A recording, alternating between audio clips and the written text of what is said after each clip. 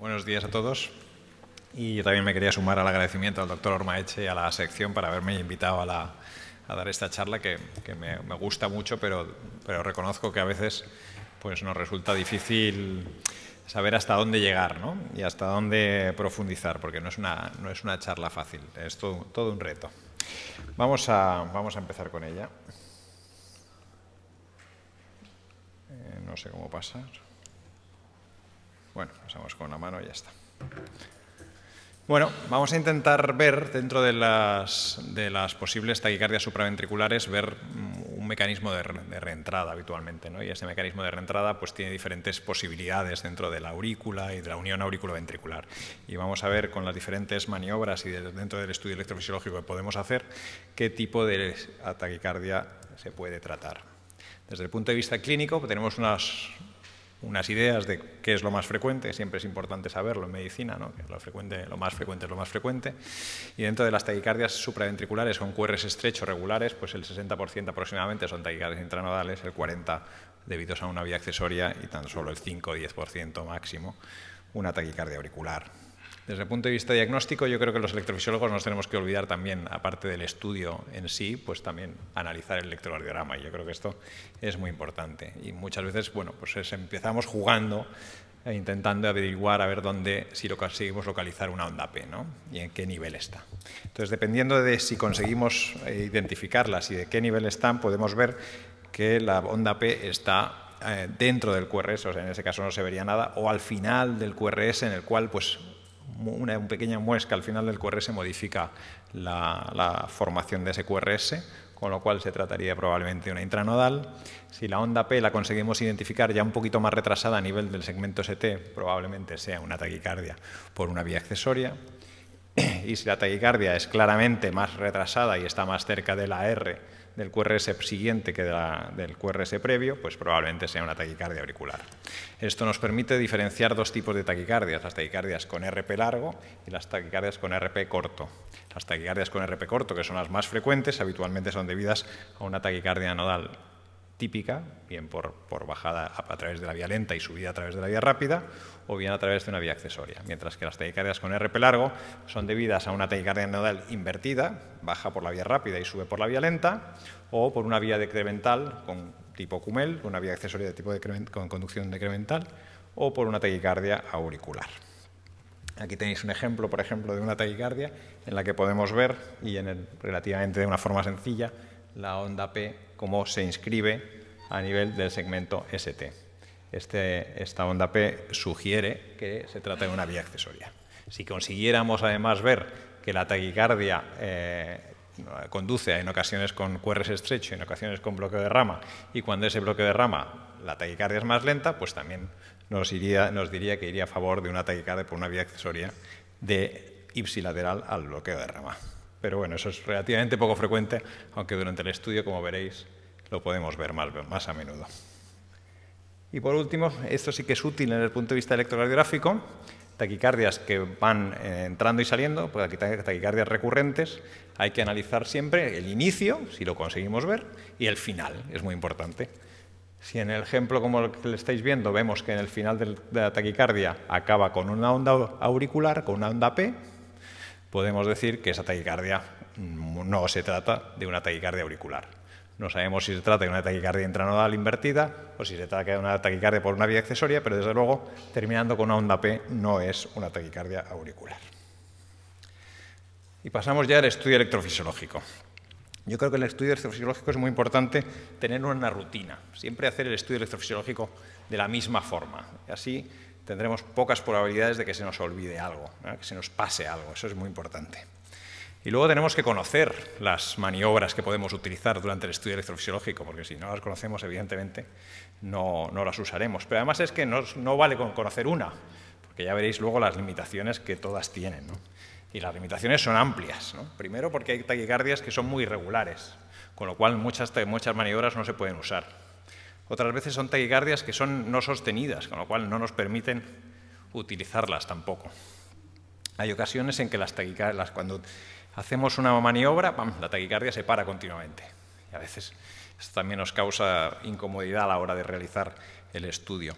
Hay mucha variabilidad a la hora de medir, qué diámetros, dónde medimos, si hace artefacto, si conseguimos ver el canal donde estamos estimulando.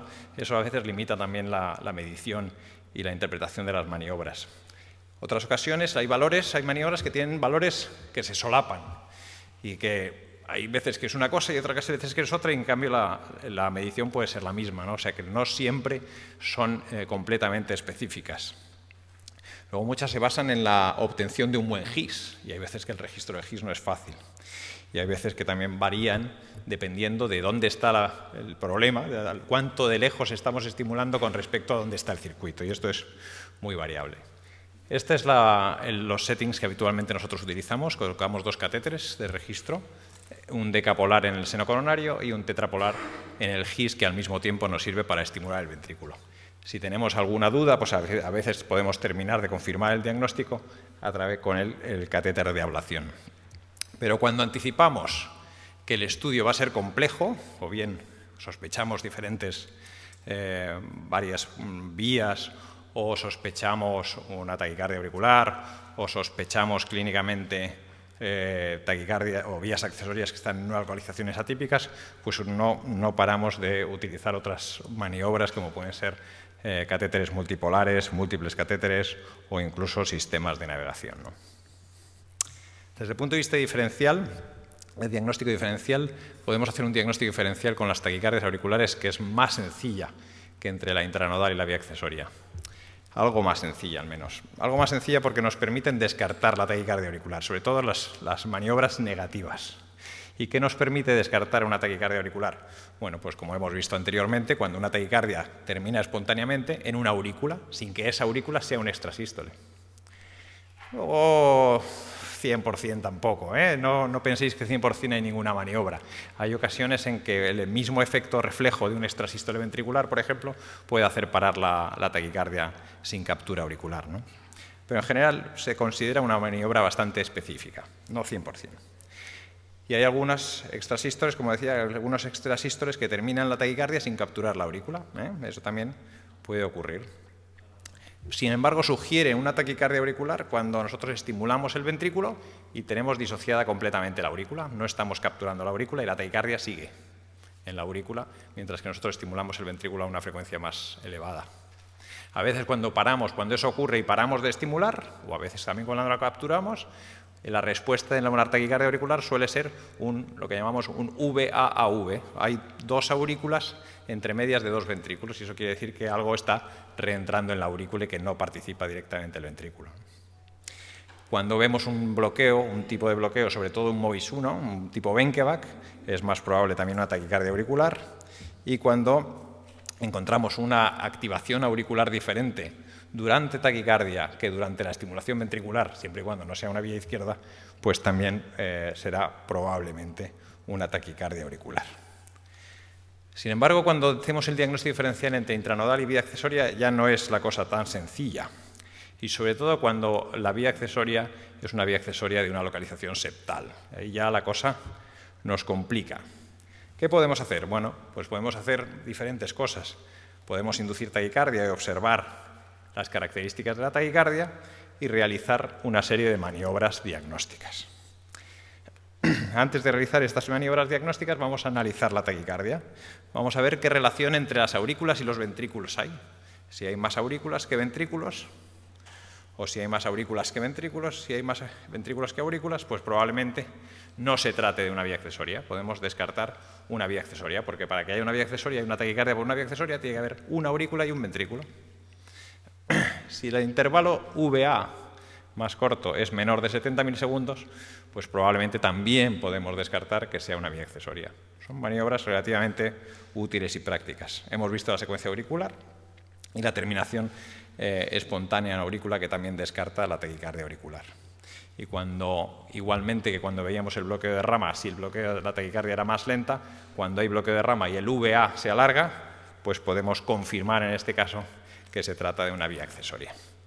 Así que vamos a pasar por las maniobras diagnósticas. Las maniobras diagnósticas pueden ser con estimulación ventricular sin taquicardia o con estimulación durante taquicardia. Vamos a empezar con las de estimulación sin taquicardia. Vamos a ver la secuencia auricular, la estimulación paragisiana, la estimulación diferencial del ventrículo derecho y durante taquicardia veremos el encarrilamiento y la sobreestimulación. Y también podríamos ver, aunque ahora esto lo veremos en algún caso clínico, las transístoles ventriculares durante el GIR refractario. Vamos a ver la secuencia auricular y vemos la secuencia auricular en este caso como de una forma sencilla con los settings que hemos propuesto en el estudio de poner un decapolar en el seno coronario, vemos como fácilmente podemos ver que la activación auricular es excéntrica, más precoz en el seno coronario distal, con lo cual la conducción se hace a través de una vía accesoria izquierda. Simplemente con estimular el ventrículo, en este caso, pues sería sencillo, ¿no? La estimulación paragisiana también es muy útil para diferenciar vías accesorias, sobre todo septales. Y en este caso vemos dos tipos diferentes de estimulación paragisiana. La estimulación paragisiana se realiza con el catéter que hemos puesto a nivel del GIS y variando la energía de salida de la estimulación. Simplemente con el movimiento respiratorio el catéter se va moviendo ligeramente y en ocasiones conseguimos capturar únicamente el ventrículo y cuando aumentamos el output, en ocasiones ese output incrementado también consigue capturar de una forma concreta y particular la conducción gisiana. ¿Qué ocurre? Que si hay una vía accesoria, tanto la conducción cuando el QRS es ancho y solo estamos capturando el ventrículo, como cuando capturamos el tejido de conducción específico, la conducción pasa por la vía paraseptal, mientras que si no hay vía, cuando estamos estimulando solo el ventrículo, el impulso eléctrico tiene que viajar hasta el ápex y entrar por el conducto, por el tejido específico de conducción, con lo cual la conducción será mucho más lenta a la aurícula que cuando capturamos el GIS. Vamos a ver un ejemplo. Fijaros, aquí en el primer ejemplo, el catéter lo tenemos situado a nivel del sistema del GIS de conducción, del sistema específico de conducción, pero con un output muy bajo solo estamos capturando el ventrículo. ¿Qué ocurre con el impulso eléctrico? Pues estamos capturando desde la base, con lo cual tiene que viajar hasta el ápex y dar toda la vuelta hasta el tejido específico de conducción y hasta la aurícula, con lo cual la distancia VA será larga. Sin embargo, si incrementamos el output a ese nivel, en alguna ocasión conseguiremos un QRS estrecho, significando que estaremos capturando también el sistema específico de conducción. Y en ese momento, la conducción hacia la aurícula también será muchísimo más rápida, con lo cual habrá una diferencia clara del VA cuando capturamos el GIS que cuando no lo capturamos, y eso será indicativo de que no hay vía accesoria. Sin embargo, en el caso de que haya vía accesoria, cuando estamos estimulando el ventrículo basal, esa activación hacia la aurícula se da rápidamente a través de la vía accesoria, aunque el ventrículo se seguirá conduciendo de la misma forma que hemos visto anteriormente, con lo cual el QRS será ancho. Si aumentamos el output, la conducción será a través de la vía accesoria igualmente a la aurícula, porque será una zona muy precoz, muy cercana, y el QRS, sin embargo, habrá de nuevo fusión entre la conducción a través del ventrículo y a través del sistema de conducción, con el cual el QRS será estrecho. Sin embargo, en un caso y en el otro, la conducción a la aurícula será similar, porque lo que estamos haciendo es conducir a través de la vía accesoria, una vía accesoria cercana. Hay diferentes patrones de activación y hay descritos hasta 9 diferentes patrones, pero yo creo que lo básico es esto que os he contado para que podáis diferenciar una vía accesoria septal. Y vamos a comentar ahora una serie de maniobras que veréis que hablan español, porque la mayor parte de los autores pues, son españoles, ¿no? Y realmente son referenciadas en todos los artículos que podáis leer referentes a las maniobras de discriminación de taquicardias supras. Esta es una maniobra tremendamente útil para vías posteroseptales. Y normalmente nosotros lo hacemos con el catéter de ablación, porque idealmente el catéter tiene que ser deflectable para poder estimular en el ápex y estimular en la base, pero en la parte inferior, cercana a donde podría estar la vía accesoria. Lo que hacemos en este caso es estimular, simplemente sin taquicardia, estimular el ápex a una frecuencia fija y medir el VA. Y cuando deflectamos el catéter, lo ponemos en la base y estimulamos de nuevo a la misma frecuencia y también medimos el VA. Si hay una vía accesoria, la conducción a través del estímulo que se ha hecho basalmente, el VA será mucho más corto, mientras que si no hay vía accesoria, la estimulación desde el ápex será mucho más corto que desde la base. Este es un ejemplo en el que no había vía accesoria y, como vemos aquí, en el panel de la izquierda estamos estimulando desde el ápex del ventrículo derecho y en el panel de la derecha estamos estimulando desde el ápex, desde la base, perdón, del ventrículo derecho. Como desde la base es más prolongado con la conducción VA, eso quiere decir que no hay vía accesoria. Ahora pasamos a encarrilar, pasamos a ver las maniobras que podemos realizar durante la taquicardia. Lo que vamos a hacer es estimular a una frecuencia más elevada que la frecuencia de la taquicardia y ver cómo se comporta tanto las aurículas como el ciclo de retorno. En este caso, el doctor González Torrecilla lo que nos dijo es que midiéramos el ciclo de retorno. Esto ya lo conocíamos previamente. En el lugar donde estamos estimulando, vamos a ver, después de parar de estimular y de encarrilar la taquicardia, de acelerarla, vamos a ver cómo vuelve otra vez el registro en el mismo electrodo que estamos estimulando. Si ese electrodo, nos habían dicho que a partir de 115, 120 milisegundos, podía ser, si era más tardío, era una intranodal, y si era más corto, era una vía accesoria. Pero en este artículo, el doctor González Torrecilla nos dijo que además deberíamos de corregirlo restándole la diferencia entre el AH durante del latido siguiente al encarrilado con respecto al AH que había durante la taquicardia. ¿Por qué? Porque puede haber una influencia de retraso en el tejido nodal en el latido siguiente a parar la estimulación y por eso podemos prolongarlo sin que realmente sea el motivo de la taquicardia, sino que era debido a un retraso nodal. Es muy importante que el encarrilamiento se pueda hacer cercano en la zona de la posible vía accesoria. Por ejemplo, en este caso, estamos estimulando y utilizando el catéter del seno coronario para ver que realmente el ciclo de retorno y todas las cosas cuadran mejor.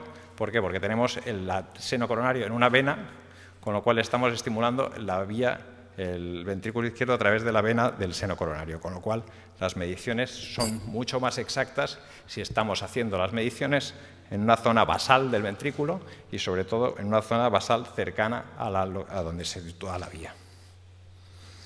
Otra medición que también proponía el doctor González Torrecilla era la diferencia de la distancia entre el estímulo a aurícula durante el encarrilamiento y la distancia del ventrículo a la aurícula durante la taquicardia. Si esta diferencia era superior a 110 milisegundos, es sugestiva de taquicardia intranodal.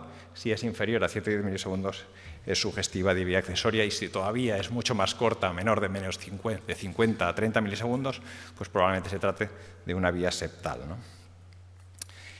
Y vamos a ver la morfología del QRS durante ese encarrilamiento.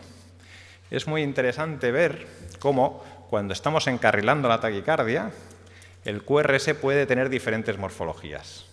Y diferentes morfologías también a la que utilizamos si solo estimulamos el ventrículo en ese mismo punto sin taquicardia. Eso quiere decir que cuando hay ocasiones en las que estimulamos el ventrículo durante la taquicardia y hay fusión, hay una morfología intermedia del complejo entre el conducido durante la taquicardia y el estimulado sin taquicardia.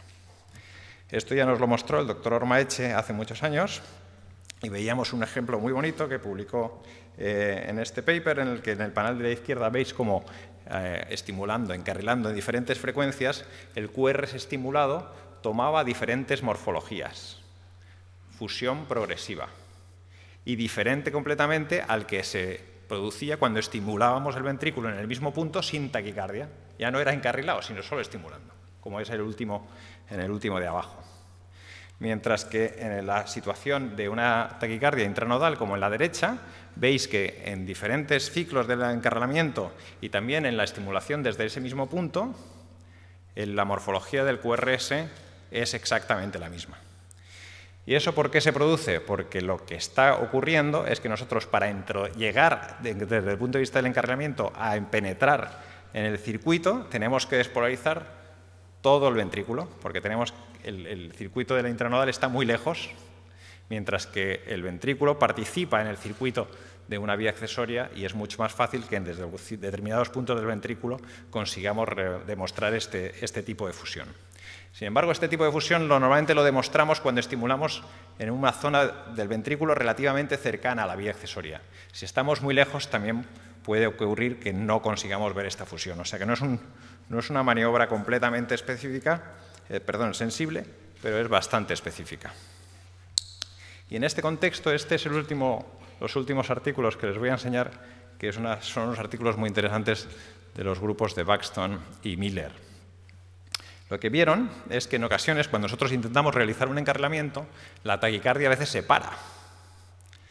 Entonces ellos lo que han demostrado es que si conseguimos valorar y hacer mediciones en la zona durante el encarrilamiento, también podemos sacar algunas conclusiones interesantes. Fíjense que a medida que nosotros vamos estimulando la taquicardia más reprisa, hay una zona que le llaman zona de transición, hasta que ese estímulo llega a un momento en que ya estimula o captura el ventrículo de una forma ya homogénea. Fijaros, y lo marco ahí con un asterisco. A partir del asterisco, todos los ventrículos tienen la misma morfología. De ahí para atrás, vemos cómo hay diferentes grados de fusión. Estamos empezando a intentar encarrilar. Pues bien, durante esa zona de transición tenemos que ver si las aurículas se modifican. Es decir, la taquicardia, imaginaros, va a 400 milisegundos y nosotros estamos estimulando a 380, a 370 milisegundos. Pues ¿en qué momento estamos consiguiendo capturar esa aurícula? Fijaros, en este caso la taquicardia lleva 360 milisegundos y el ciclo, la anticipación de la taquicardia es a 346 milisegundos en medio de la zona de transición. Eso quiere decir que hemos llegado a la aurícula sin haber llegado a la fusión constante. Y eso estamos en la fusión progresiva. Es un surrogate de lo que podría ocurrir si el GIS está mandando extrasístoles en GIS refractario. Pero digamos, con una forma más continua de mandar estímulos, es una forma más fácil y más específica de verlo. Estamos anticipando la aurícula antes de llegar a la fusión continua, durante la zona de transición. Eso es específico de una vía accesoria. Sin embargo, fijaros en este otro ejemplo, la taquicardia va a 350 milisegundos, estamos encarrilando a 330 milisegundos y la zona de transición es más corta en este caso, pero vemos cómo a partir del asterisco ya el QRS, la morfología del QRS ya no cambia. Bueno, pues en este caso vemos que las aurículas siguen yendo a 350 milisegundos hasta el penúltimo, prácticamente el penúltimo, a la penúltima aurícula. Ya 3 o 4 latidos después de donde ha terminado la zona de transición. Esto es significativo de una taquicardia por reentrada intranodal. Es decir, cuando nosotros vemos anticipación de las aurículas o una distancia espícula-aurícula de una forma constante durante la zona de transición, será una vía accesoria. Si la vemos después del siguiente latido a la zona de transición, será una taquicardia intranodal. Este es el mismo ejemplo, pero lo que valoran en este caso no es tanto la anticipación de la aurícula como que llega a un momento en que la distancia espícula-aurícula es constante.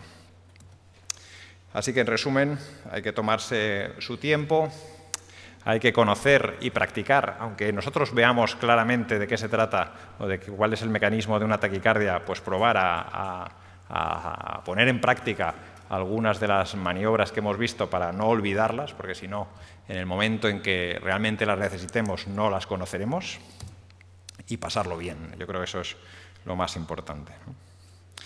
Y vamos a ver algunos ejemplos. Fijaros aquí, vamos a poner en práctica algunas cosas que hemos visto hasta ahora, ¿no? Tenemos una taquicardia inducida en el laboratorio en la que inicialmente tenía un QRS más ancho y pasa a un QRS más estrecho y ahí veis los ciclos de la taquicardia. Y la primera pregunta es, ¿qué os sugiere esta taquicardia? ¿Es una intranodal, un Wolf, una vía accesoria izquierda, una taquicardia auricular o se ha inducido con extrasístoles?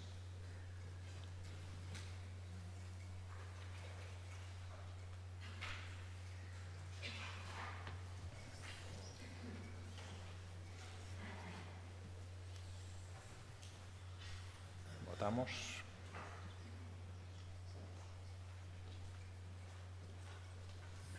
Bueno, habéis visto, ya supongo que habréis votado, habéis visto que la taquicardia inicialmente tenía un bloqueo de rama izquierda y la taquicardia es más lenta durante ese bloqueo de rama izquierda.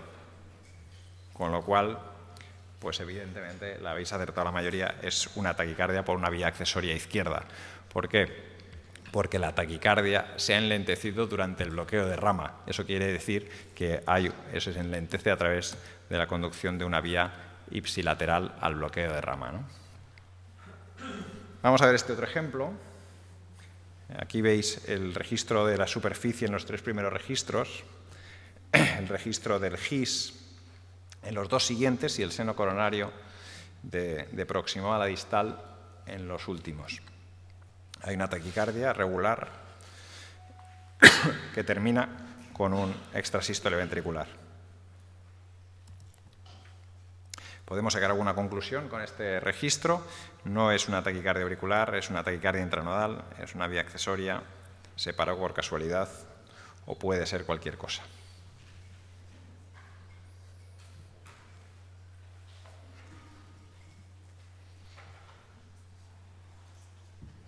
Vamos a ver qué habéis votado. En principio, cuando mandamos extrasístoles en ventrículo, y lo hacemos de una forma programada, intentamos hacer un barrido desde lo más distal a lo más proximal para que pillar el GIS en refractario. Pero en ocasiones ocurre como esto, que hay extrasístoles espontáneos cuando colocamos el catéter. Y efectivamente, como habéis acertado la mayoría, pues no se trataba de una taquicardia auricular. No podemos decir si es una vía accesoria o no, porque no sabemos a qué intervalo de acoplamiento se ha producido este extrasístole espontáneo, pero desde luego no es una taquicardia auricular porque para sin capturar la aurícula, ¿no? Sin embargo, ya digo que en ocasiones esto puede ocurrir que no sea así, y simplemente sea por un efecto vagal, ¿no? Un efecto reflejo. Fijaros esta taquicardia. Hay una taquicardia regular con los mismos registros que hemos visto hasta ahora, regular, con QRS estrecho, y donde introducimos una serie de extrasístoles. Nosotros tenemos un problema serio con la sensibilidad del estimulador y a veces nos hace malas jugadas. Y en este caso, pues empezó a estimular, pero no de una forma muy regular. Pero ¿creéis que podemos llegar a alguna conclusión de este registro? No es un registro fácil. Estas son las posibilidades. Hay que repetir la maniobra porque no ha salido mal. Es una vía accesoria. No veo el GIS. Así que no se puede saber sin GIS. Se ha parado por casualidad y tiene pinta de intranodal. Vamos a quitar la respuesta 4 porque solo tenemos 4 posibilidades de votar. Entonces, vale. La 4 la quitamos. La 5 es la 4. Vale.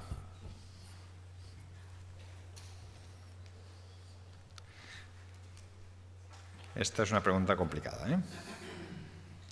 Y se basa en lo que os he contado de la zona de transición. Supongo que ya habréis votado y os vuelvo a poner otra vez la taquicardia en grande. Si os fijáis, el último estímulo cuando ya ha parado la taquicardia es el estímulo real desde el punto donde estamos estimulando con captura total del ventrículo.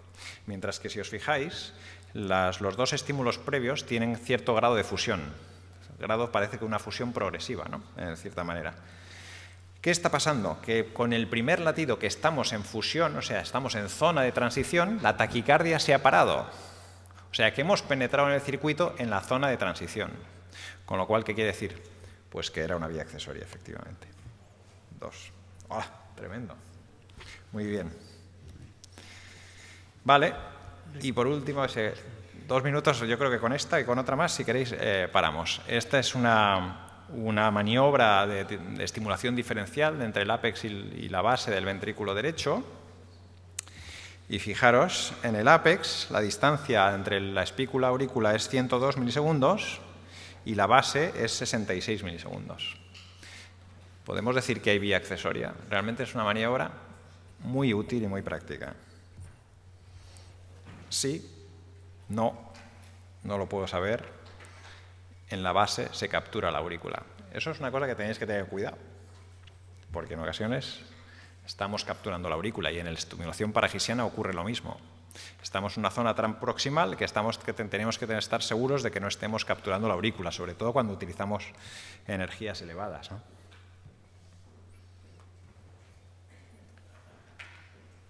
Bueno, pues veo que estáis sobraos, efectivamente. Había una vía accesoria. Y esta es la última taquicardia, si os parece. Esta es una inducción de taquicardia. Fijaros la inducción tan curiosa. Estamos estimulando con un tren en aurícula y enviamos 2 extraestímulos y a partir de ahí comienza la taquicardia.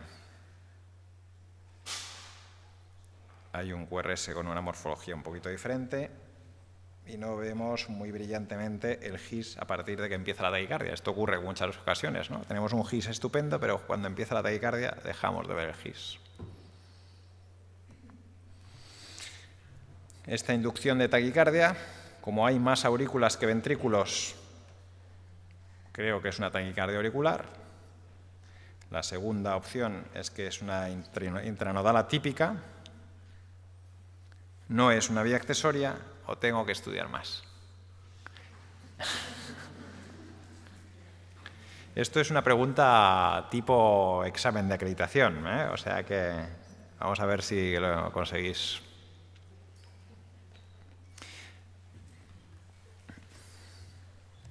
Os vuelvo a poner, esta es la taquicardia y estas son las respuestas.